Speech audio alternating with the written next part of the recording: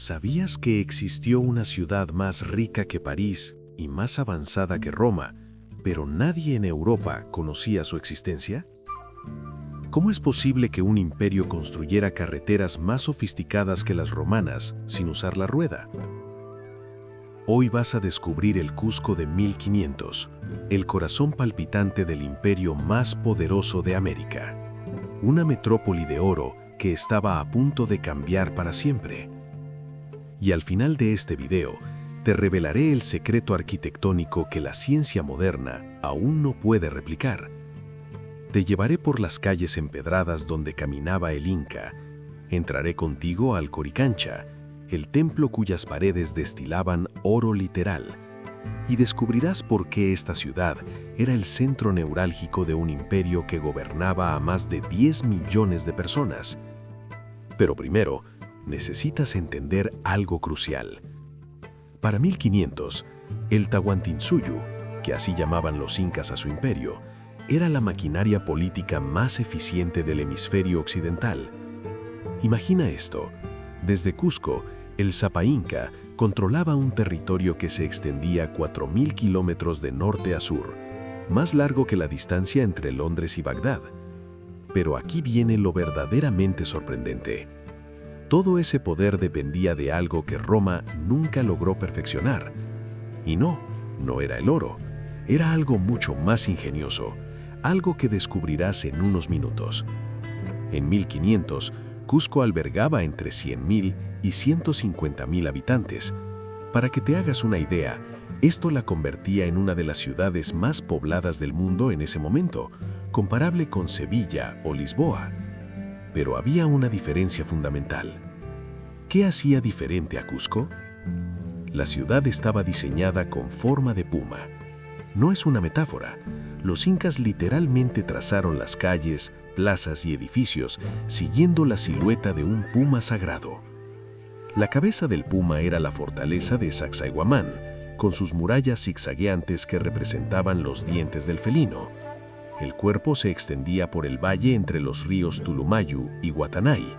Y la cola era la confluencia de ambos ríos en el distrito de Pumacchupan. Esto no fue planificación urbana ordinaria, fue ingeniería cosmológica.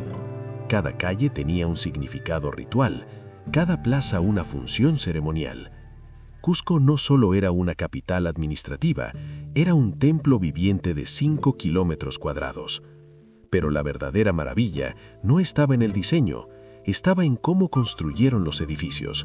Y cuando veas la técnica que usaron, entenderás por qué Cusco sobrevivió terremotos que destruyeron construcciones españolas siglos después. Te lo mostraré en un momento, pero antes, déjame llevarte al Coricancha.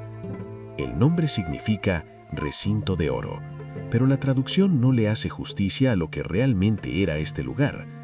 Imagina que caminas descalzo, porque nadie podía entrar con sandalias, por un patio cubierto con láminas de oro.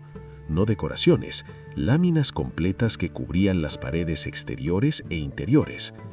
Las crónicas españolas, escritas por soldados que no tenían razón para exagerar, describen paredes chapadas en oro de 2 metros de altura, jardines donde había esculturas de maíz en oro de tamaño natural, con hojas de plata y mazorcas doradas. Pedro Pizarro, uno de los conquistadores, escribió que en el jardín del Coricancha había 20 llamas de oro de tamaño natural con sus pastores. ¿Exageración española? Los registros incas coinciden. El oro no era un símbolo de riqueza material para ellos, era el sudor del sol, una sustancia sagrada que conectaba el mundo terrenal con el divino.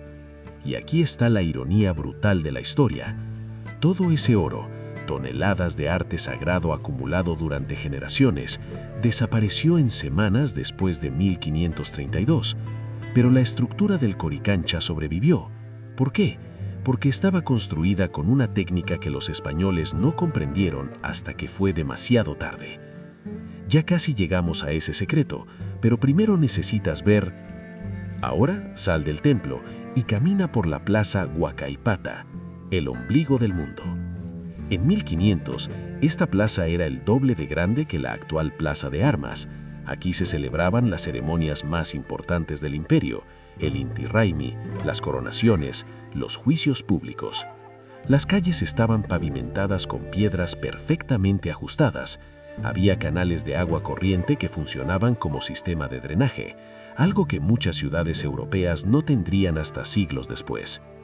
Los edificios eran de 1 o 2 pisos, con techos de paja finamente tejida que duraban décadas. Las paredes de piedra caliza y andesita brillaban en tonos grises y dorados bajo el sol andino. Pero aquí está lo fascinante. No existían mendigos en Cusco. El sistema inca garantizaba que cada ciudadano tuviera acceso a alimento, ropa y vivienda a cambio de su mita, trabajo tributario rotativo. Era un colectivismo organizado con precisión militar. Y todo esto funcionaba sin dinero, sin escritura alfabética y sin rueda. ¿Cómo diablos lo lograban? La respuesta está en el sistema que mencioné antes, el que Roma nunca perfeccionó. Vamos a eso ahora. Los quipus y los chasquis. Los quipus eran cuerdas anudadas que funcionaban como un sistema de contabilidad tridimensional. Cada nudo, color y posición representaban datos, cosechas, población, tributos e incluso posiblemente información narrativa. Un quipucamayoc, el contador especializado, podía leer en minutos la producción agrícola de una provincia entera. Y luego estaban los chasquis, corredores de relevo que operaban sobre el Capac Ñan, la red de caminos incas. Estos mensajeros podían llevar información desde Quito hasta Cusco, 2.400 kilómetros, en menos de una semana. Para contexto, una carta entre Madrid y París en esa misma época tardaba 2 semanas y la distancia era de apenas 1.000 kilómetros. Desde Cusco, el Zapa Inca podía conocer una rebelión en la frontera norte antes de que se propagara. Podía redistribuir alimentos de regiones con excedente a zonas con hambruna. Era un sistema de gestión imperial que no volvería a verse en América hasta la llegada del telégrafo. Y todo esto se coordinaba desde palacios que aún nos desafían. Llegamos al secreto que prometí al inicio. ¿Cómo construyeron los incas muros donde no cabe ni un cuchillo entre las piedras? Piedras que pesan hasta 120 toneladas, cortadas con precisión milimétrica sin herramientas de hierro. La técnica se llama almohadillado. Cada piedra tiene forma poligonal única y encaja tridimensionalmente con sus vecinas, no solo en la superficie visible, sino también hacia dentro del muro. Esto crea una estructura antisísmica natural. Cuando ocurre un terremoto, las piedras bailan, se mueven ligeramente y luego regresan a su posición original. En 1950, un terremoto de 7.0 grados destruyó gran parte del Cusco colonial. Los edificios españoles colapsaron, los muros incas ni siquiera se agrietaron. La ciencia moderna ha intentado replicar esta técnica con tecnología láser y modelado computacional. Nadie lo ha logrado con la misma eficiencia. Y aquí está el verdadero enigma. No sabemos exactamente cómo lo hacían. No usaban argamasa, no tenían poleas ni ruedas. Las teorías van desde técnicas de abrasión con arena y agua hasta el uso de plantas que supuestamente ablandaban la piedra, algo que no se ha comprobado científicamente. Lo que sí sabemos es esto.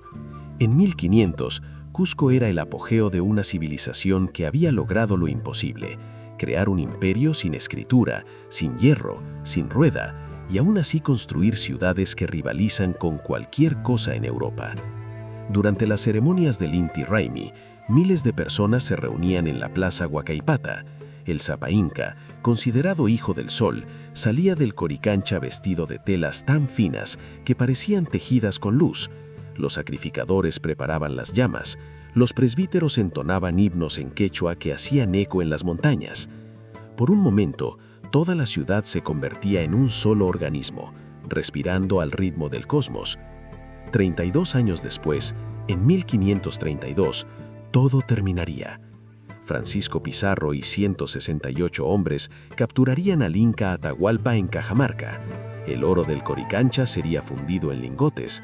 Las piedras sagradas se convertirían en cimientos de iglesias católicas. Pero las piedras incas siguen ahí. Cada terremoto que sacude Cusco es una prueba más de que aquella civilización sabía algo que nosotros, con toda nuestra tecnología, aún estamos tratando de redescubrir. Si este video cambió tu perspectiva sobre el Cusco de 1500, dale like ahora. Ese botón le dice a YouTube que más personas necesitan ver esto. Suscríbete porque la próxima semana vamos a entrar a otra mítica ciudad en su apogeo y te garantizo que lo que descubrirás te dejará sin aliento. Y déjame un comentario. ¿Qué otra ciudad antigua quieres que exploremos? El pasado no está muerto, está grabado en piedra, esperando que lo descifres. Nos vemos en la historia.